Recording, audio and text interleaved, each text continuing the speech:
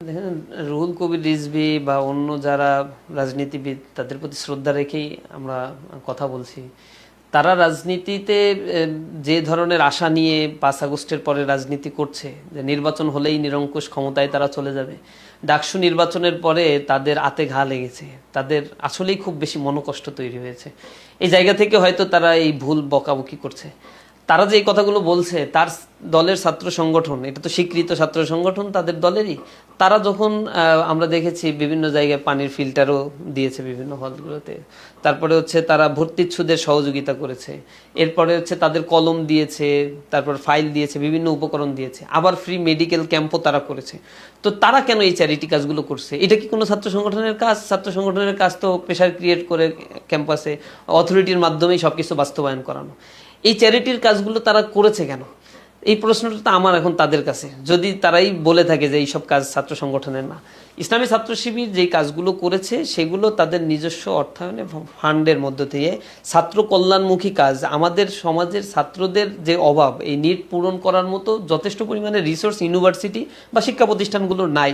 এ কারণে সম্মিলিতভাবে সকলকেই কোনো না কোনো ফরম্যাটে এগিয়ে আসতে হয়। এই বাংলাদেশে সরকারের উচিত হচ্ছে প্রাইমারি থেকে হায়ার এডুকেশন পর্যন্ত সবার শিক্ষা কাঠামো দেয়া, শিক্ষার ফ্যাসিলিটিসগুলো তাদের অ্যাভেল করা। তারা কি আসলে পারে? 6 লক্ষ স্টুডেন্ট এই বছর এসএসসিতে ফেল করেছে।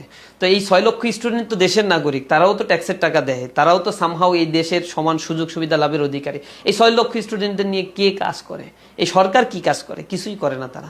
আমরা এই 6 লক্ষ স্টুডেন্টকে নিয়ে যদি কোনো কাজ করি, তখন যদি রুহুল কবির রিজভীরা যদি বলে যে এই কাজ কি তোমার, এটা গভর্নমেন্ট করবে, আসলে গভর্নমেন্টের করার কথা তারা করছে না। যখন করছে না তখন আমরা যদি করি, এগুলো অ্যাপ্রিসিয়েশন করা উচিত, তাদের গাত্র দেওয়া হওয়া উচিত না। যখন দেখছে যে তারা কাজের মাধ্যমে ইসলামী ছাত্র শিবিরের জনপ্রিয়তায় মানে পেরে উঠছে না, তাদের রাজনীতি তো হচ্ছে মানে ব্লেম দেয়ার রাজনীতি, মিথ্যাচারের রাজনীতি, দায় চাপানোর রাজনীতি। এই রাজনীতি তারা 1 বছর করছে এবং মানুষের কাছ থেকে প্রচুর পরিমাণে চাঁদা উঠাইছে, লুটতরাজ করছে।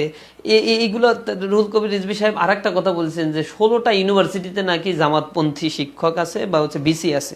তো 16টা ইউনিভার্সিটিতে জামাতপন্থী বিসি, একজন বিসিকেও সে দেখাইতে পারবে না জামাতের কোনো পোস্টের নেতা ছিল। তো 16টা ইউনিভার্সিটির বাইরেও তো এদেশে আরও 100-র অধিক ইউনিভার্সিটি রয়েছে। বাদ বাকি ইউনিভার্সিটির বিসিগুলো কাদের? মন্ত্রণালয় সচিবালয়গুলো কাদের ইশারায় চলে? প্রত্যেকটা জায়গায় তাদের বিএমপির লোকগুলো তারা সেটেল দিয়ে রাখছে। এই জিনিসগুলো যখন 2-1টা জায়গায় তাদের মতো করে কাজ করতে পারে না, তখন তাদেরকে আবার ট্যাগিং করছে, এটা হচ্ছে জামাতের লোক।